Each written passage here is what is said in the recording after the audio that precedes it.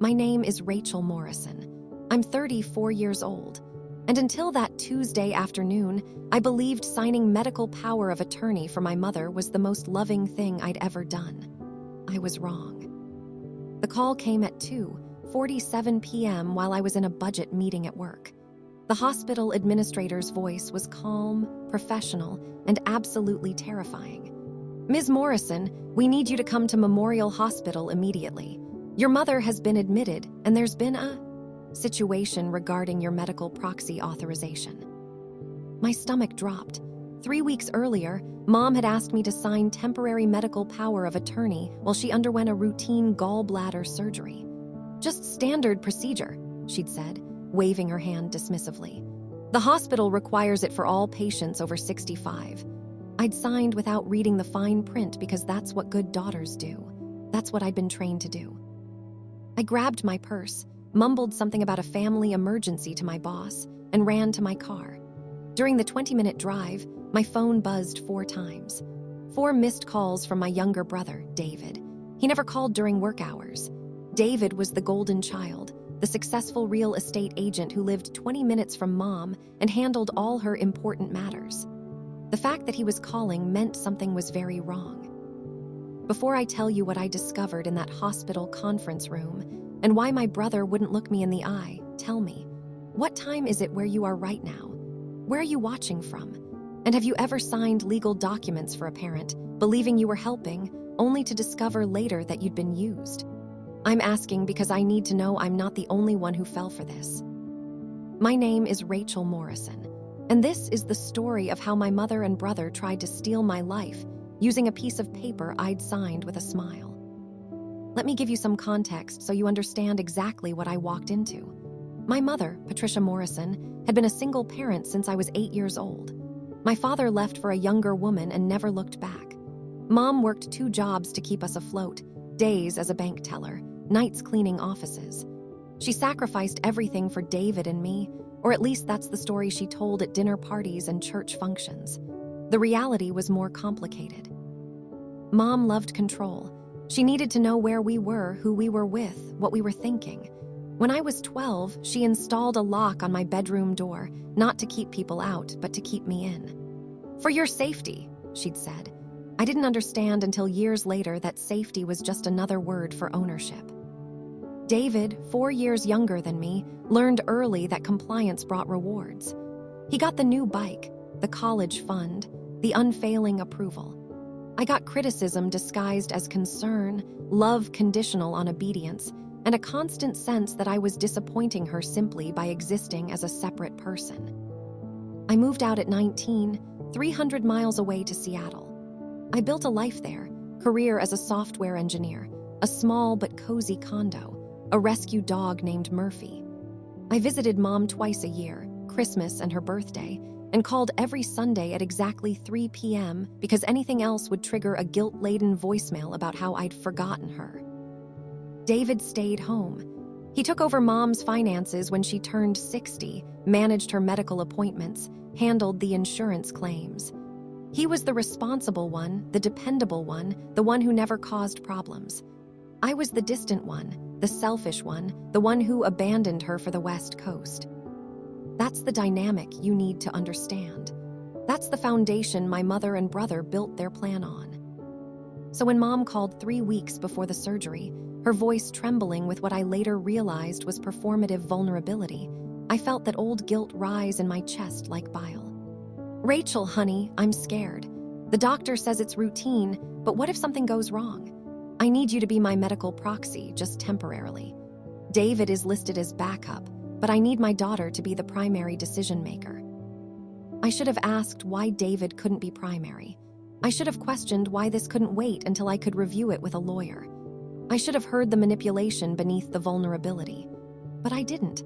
I heard my mother's voice, small and afraid, and I heard myself saying yes because that's what good daughters do.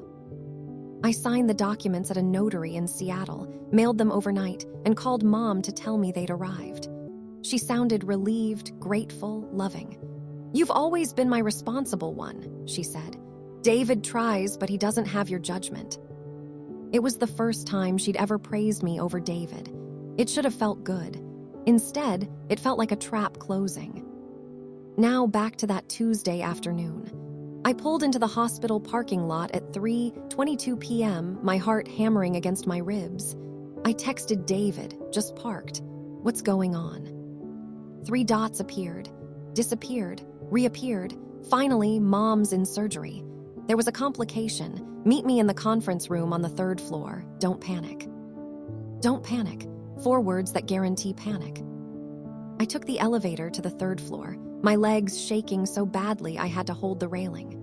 The conference room was at the end of a long, sterile hallway. Through the glass window, I could see David sitting at a long table with 2 other people, a woman in a dark suit and an older man in scrubs.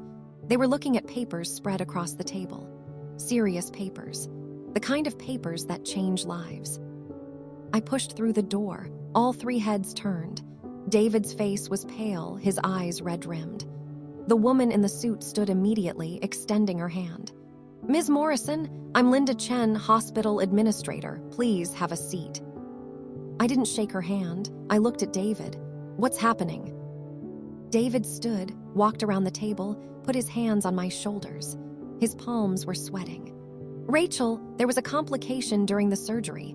Mom's blood pressure dropped dangerously low. They had to perform an emergency procedure. She's stable now, but she's in a medically induced coma while they monitor her neurological function.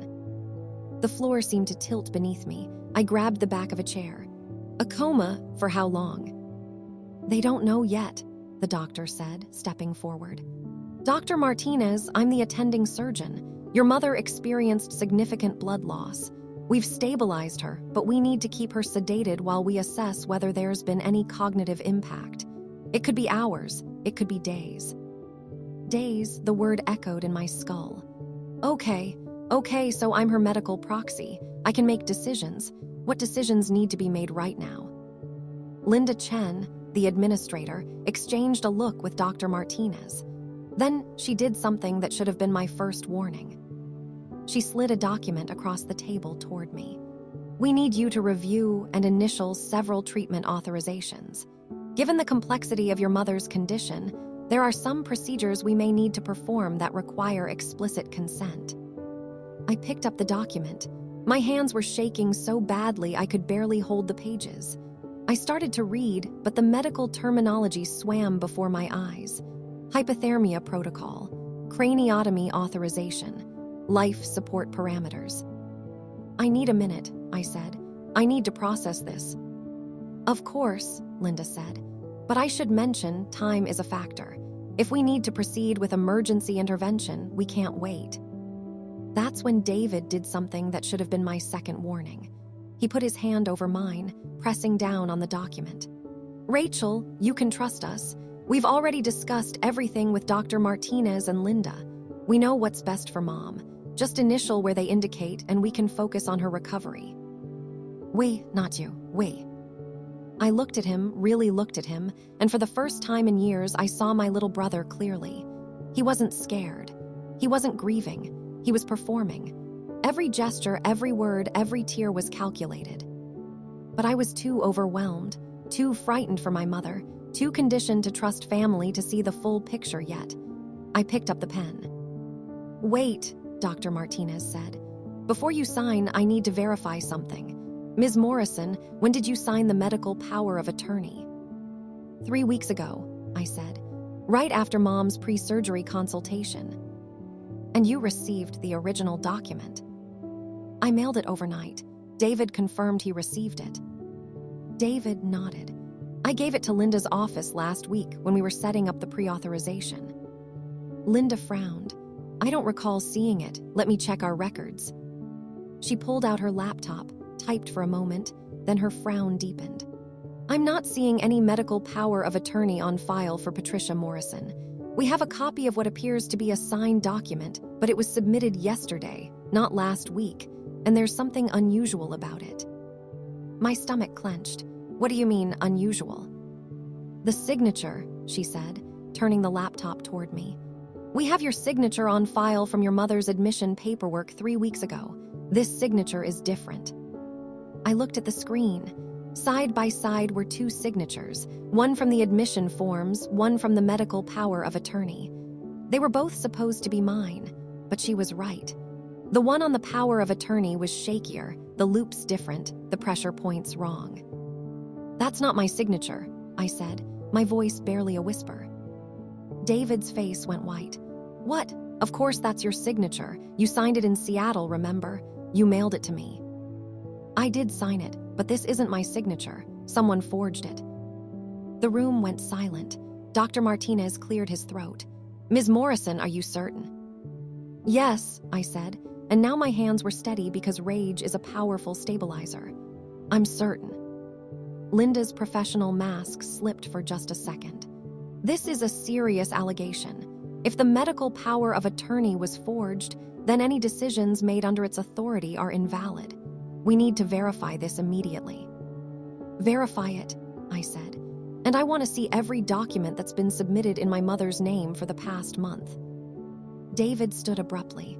"Rachel, this is insane. You're hysterical. Mom is in a coma and you're accusing me of forgery after everything I've done for her, for you." "I'm not accusing anyone of anything," I said, though I was. "I'm asking for verification. If the signature is mine, a forensic expert will confirm it. If it's not, then we have a serious problem." Dr. Martinez nodded slowly. "I agree. Linda, let's get the documents to our legal department immediately. In the meantime, Ms. Morrison, you are the biological next of kin. You have the authority to make medical decisions regardless of the power of attorney status." "Good," I said. "Then here's my first decision. I want a complete neurological assessment as soon as Mom is stable enough. I want copies of every test result, every medication log, every nurse's note. And I want to be present for every discussion about her treatment." "Of course," Dr. Martinez said. "And I want security to review, who has accessed my mother's medical records for the past 3 months." Linda's eyes widened slightly. "That's unusual." "Is it?" I asked. "Because I'm starting to think unusual is the theme here." David was packing now, running his hands through his hair. "You're overreacting. This is a simple clerical error. Maybe the scanner distorted the signature. Maybe you signed it differently that day. Why are you trying to make this into some kind of conspiracy?" "Because you won't look me in the eye," I said quietly. He froze. "What?" "You haven't looked me in the eye since I walked into this room. You're sweating. You're packing. You're performing concern instead of feeling it. David, what did you do?" His face crumpled, and for a moment I saw the little boy who'd broken my favorite vase and tried to blame the cat. "I was trying to help," he whispered. "Mom needed the surgery. She was terrified. She needed someone to make decisions if something went wrong. You're 300 miles away, Rachel. What were you going to do? Fly out every time there's a medical emergency?" "So you forged my signature." "I didn't forge it," he said, too quickly, too loudly. I signed it for you. You would have signed it if you were here. You said you would. I was just expediting the process." The admission hung in the air like smoke. He'd signed my name. My brother, the golden child, the responsible one, had committed forgery to get what he wanted. "How many times?" I asked. "What?" "How many times have you signed my name to documents? Bank forms, insurance claims, legal papers?" David's silence was answer enough. Linda closed her laptop with a sharp snap. "I need to call hospital security, and possibly the police." "No," David said, panic rising in his voice. "Please don't do that. It was a mistake. I was trying to help. I'll fix it.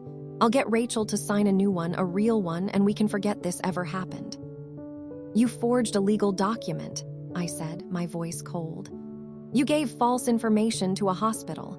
You potentially jeopardized my mother's medical care. This isn't a mistake, David. This is a crime." "She's my mother too," he shouted.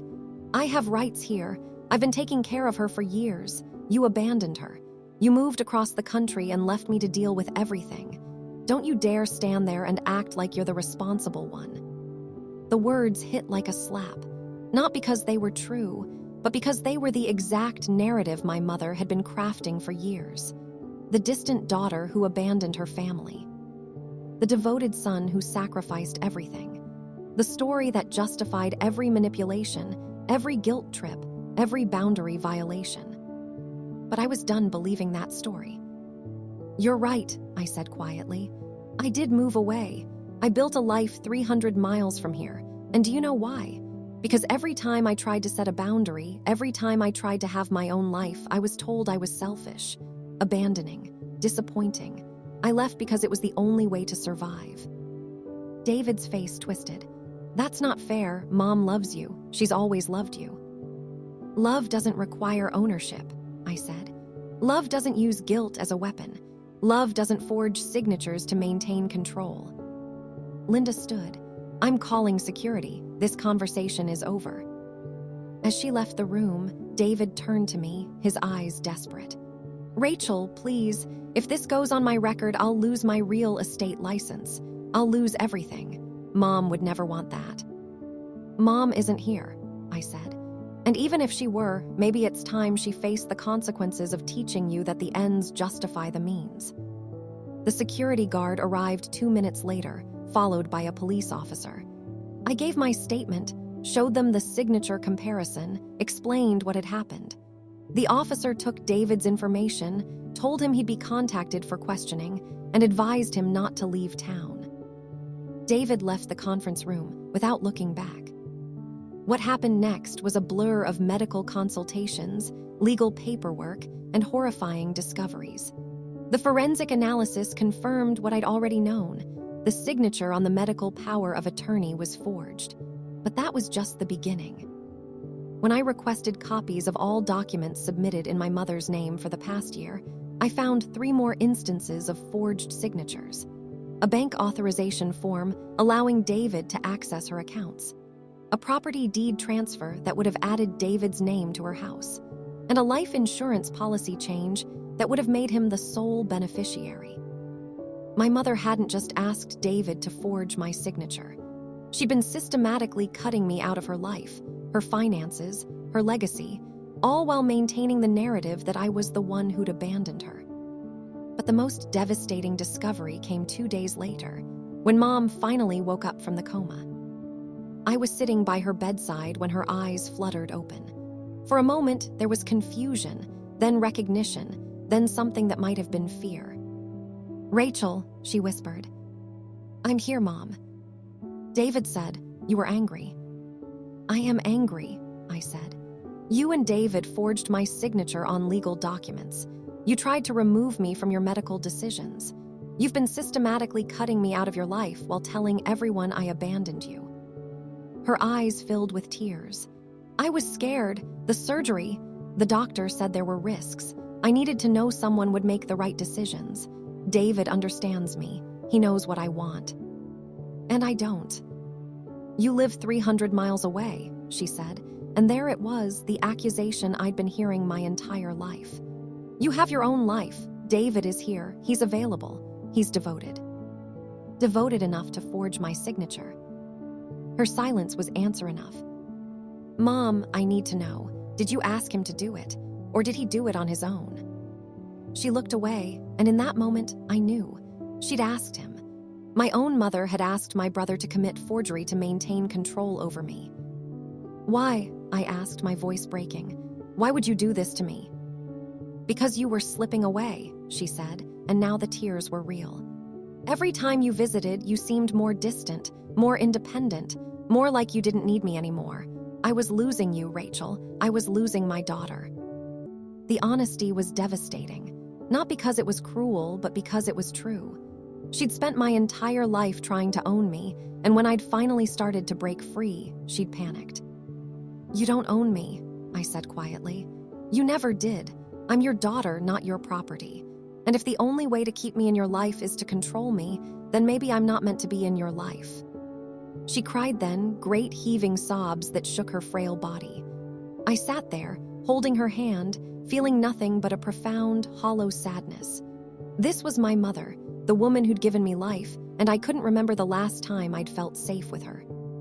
The police investigation took 3 months. David was charged with forgery, fraud, and identity theft. He took a plea deal, 2 years probation, community service, and a permanent mark on his record that would prevent him from renewing his real estate license. Mom faced no criminal charges because she was the victim, or so the prosecutor said. But the civil case was different. I sued for invasion of privacy, emotional distress, and financial fraud. The settlement was substantial, but money wasn't the point. The point was establishing a record, creating consequences, drawing a boundary that couldn't be ignored. Mom sold her house and moved to assisted living. David got a job at a car dealership and started going to therapy, or so he told me. I didn't ask for details. We exchanged holiday cards, nothing more. As for me, I went back to Seattle, but I didn't go back to the same person. I started therapy. I joined a support group for adult children of emotionally abusive parents. I learned to recognize manipulation, to set boundaries, to say no without guilt. 1 year later, I received a letter from Mom. It was 3 pages long, handwritten, full of apologies and explanations and justifications. She said she understood now why I'd needed to leave. She said she was working on herself in therapy. She said she hoped we could rebuild our relationship someday, on healthier terms. I read the letter 3 times. Then I filed it away in a box labeled evidence. Not because I didn't believe she meant it, but because I'd learned that meaning it and changing it are 2 different things. 6 months after that, David called. His voice was different, quieter, less performative. "Rachel," he said, "I'm sorry for everything. I was so caught up in being the good son, the devoted one, that I forgot I was also being complicit. I helped her control you because it made me feel special, and I'm ashamed of that." It was the first honest thing he'd ever said to me. "Thank you," I said. "Do you think, someday, we could have a relationship? Not the old one, but something new, something real?" "I don't know," I said honestly. "Maybe, but it would have to be on my terms, with boundaries, with consequences if those boundaries are violated." "I understand," he said. "I'll wait." That was 8 months ago. We text occasionally now, brief messages about mundane things. The weather, work, Murphy the dog. It's not a relationship yet, but it's a start. As for Mom, I visit twice a year, Christmas and her birthday. We have supervised visits with a therapist present. We're working on rebuilding trust, one honest conversation at a time. It's slow, it's painful, it's necessary. Last week, I received my acceptance letter to a master's program in counseling psychology. The same field I'd wanted to study 15 years ago. Before Mom convinced me it was impractical and pressured me into computer science instead. I read the letter aloud to Murphy, then called my therapist and cried for 20 minutes. Not sad tears, not angry tears, grief tears for the 15 years I'd lost. For the daughter who'd been told her dreams didn't matter. For the woman who'd finally found the courage to reclaim them. That night, I framed the acceptance letter and hung it on my wall, right next to a photograph of Murphy. Below it, I wrote 4 words on a small plaque. I didn't abandon her. I found myself. People ask me sometimes if I regret taking legal action against my family, if I think I overreacted, if I worry I destroyed something that could have been saved. My answer is always the same. I didn't destroy anything. I exposed what was already broken. And sometimes, the most loving thing you can do is stop pretending broken things are whole. If you're watching this and you've ever been told you're selfish for setting boundaries, or dramatic for recognizing manipulation, or ungrateful for refusing to be controlled, I want you to hear this. Your instincts are real. Your feelings are valid. Your boundaries are necessary. And if you're watching this and you recognize yourself in my mother or my brother, I want you to hear this too. It's not too late to change. But change requires honesty. It requires accountability. It requires accepting that love without respect is just another word for possession. Before you go, I need to ask you something. Have you ever had to choose between family peace and your own freedom? What did you choose? And if you could go back, would you choose differently? Share your story in the comments. Not because I need validation, but because someone else out there needs to know they're not alone. Thank you for listening to my story. Thank you for witnessing it. And thank you for reminding me that healing isn't about returning to who you were before the trauma. It's about becoming who you were meant to be all along. Take care of yourselves, set your boundaries, trust your instincts, and never ever forget, you are not responsible for other people's choices, but you are responsible for your own freedom. I'll see you in the next one.